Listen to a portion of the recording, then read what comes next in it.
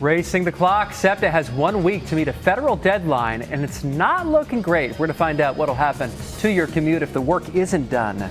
Plus, coffee conflict. You might get more than your usual mocha latte today. The reason Starbucks baristas are so steamed over their jobs. And out for revenge, Jalen Hurts and the Birds get set to battle the Giants for the second time this season. Now it looks like they could be without some key players. Those stories and more on today's edition of The Lineup. It's Friday, October 24th, 2025. Hey everyone, I'm NBC 10's Keith Jones. And I'm NBC 10's Breanna Weick. We start with SEPTA's race to get those train inspections completed. Yeah, it doesn't look like the transit agency is going to make federal deadlines here. The deadline for SEPTA to inspect 225 Silverliner 4 rail cars is 1 week from today on Halloween. NBC 10's Lili Zheng is in Jenkintown, where riders just want this all resolved. This morning, SEPTA says it is considering their options, and that could include asking for an extension on that deadline. That is not certain yet. But what is certain out here in Jenkintown this morning is that riders have been feeling the impact of the disruptions as SEPTA completes inspections, and that could last a little longer. For background, the inspection order is from the Federal Railroad Administration. This was after a series of fires earlier this year. So far, SEPTA has inspected just 82 cars. Now, at their current pace, engineers are inspecting 8 cars a day. In order to make that FRA deadline, they need to inspect 17 or more cars each day. If SEPTA misses its deadline next Friday, it is not clear what happens, but the agency said it is committed to working with the order. Leadership said this week that means working around the clock, but realistically, they could miss that deadline. Here's what some riders have experienced while trains are operating with a little less than normal capacity, and part of SEPTA's response. I'm doing at 7, so I'm leaving early now to catch the 5:30 train so I can get down Center City at 6 o'clock to get to work early. We are really adjusting our service plan every single day, trying to alleviate those conditions. Now, while all this is going on, the union contract with SEPTA bus drivers and operators is also set to expire on June 7th. SEPTA says those conversations are going well, but there's still a long road ahead. Reporting in Jenkintown, Lili Zheng, NBC 10 News. Later this afternoon, family and friends of Kada Scott will hold another vigil and balloon release in her honor. It's at the vacant school property where her body was found. Yesterday, police announcing the 23-year-old died of a gunshot wound to the head. The man charged with killing her at a hearing to face added charges of murder, robbery, theft, abuse of a corpse, and more. Meantime, people who knew and loved Kada can't believe she's gone. Got a little emotional because I could feel it. I feel her spirit, and it's sad that she had to go through what she went through. She didn't deserve that. You could have let the girl go. Everybody loved her. She was a love of the life. Murder suspect Keon King will be back in court early next month. 12,000 Starbucks baristas, including some in our area, will start voting today on a potential strike. It's part of their fight for what they consider a fair contract. There are 10 unionized stores in Philadelphia and Delaware County. We've marked them on your screen. NBC 10's Neil Fisher is in Center City with what customers could see at stores today across the country.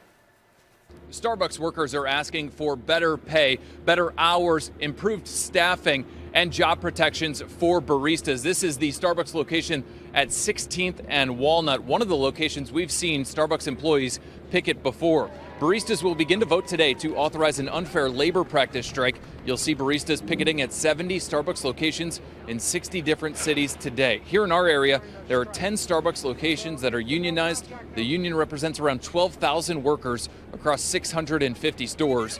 The union says Starbucks is, quote, stonewalling negotiations. Now they're taking action. Meanwhile, Starbucks says the union represents just 4% of their partners, and if the union is ready to return to negotiations, they're ready to talk. But in the meantime, those 12,000 Starbucks workers that are represented by the union will start to vote today, as well as start to picket. Reporting in Center City, Neil Fisher, NBC 10 News.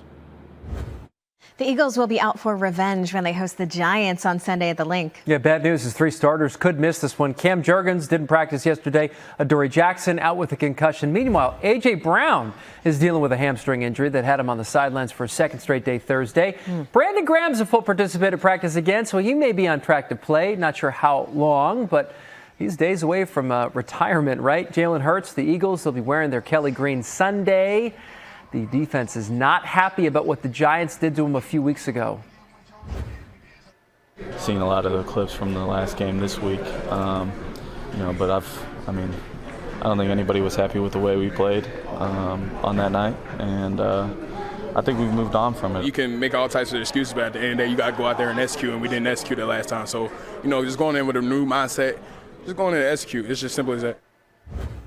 It's a 1 o'clock kickoff at the Link, but we get started a lot earlier than that. NBC 10's coverage starts Sunday morning at 9:30 with Eagles Game Day kickoff. We'll have a special tribute to Brandon Graham. Then we're going to have all your highlights after the game on Eagles Game Day Final. A tip of the cap to one of the greatest soccer players of all time last night. Alex Morgan was honored last night at Subaru Park in Chester, where the U.S. women's national team hosted Portugal. It's where Morgan scored her first international goal 15 years ago. She retired last fall as a two-time World Cup champion and an Olympic gold medalist. Great role model for kids and especially girls. Yeah. Hey, we're now 1 week away from Halloween. Spooky, family-themed fun events are happening all across our area starting today. In South Jersey, for example, downtown Haddonfield is hosting its Halloween night market. Expect plenty of locally handmade art, crafts, artwork, clothing, and more. This is the event's fourth year. It runs from 4 this afternoon until 9 tonight. The famous organ inside the historic Wanamaker building will play some spooky Halloween tunes starting next week, each day from Monday through Halloween Day next Friday. Opera Philadelphia will play classic silent horror movies paired with live organ music. Admission is free, but you do have to register ahead of time. All right, question for you at home. How's your spelling? A Philadelphia-themed spelling bee, probably tougher than a normal spelling bee, happened at Killen's Bar and Grill in Spring Garden last night. Competitors had to correctly spell words like Schuylkill, Moyamensing, and Wissahickon. The name of one celebrity from the main line caught one competitor off guard. M. Night Shyamalan. Shamallon.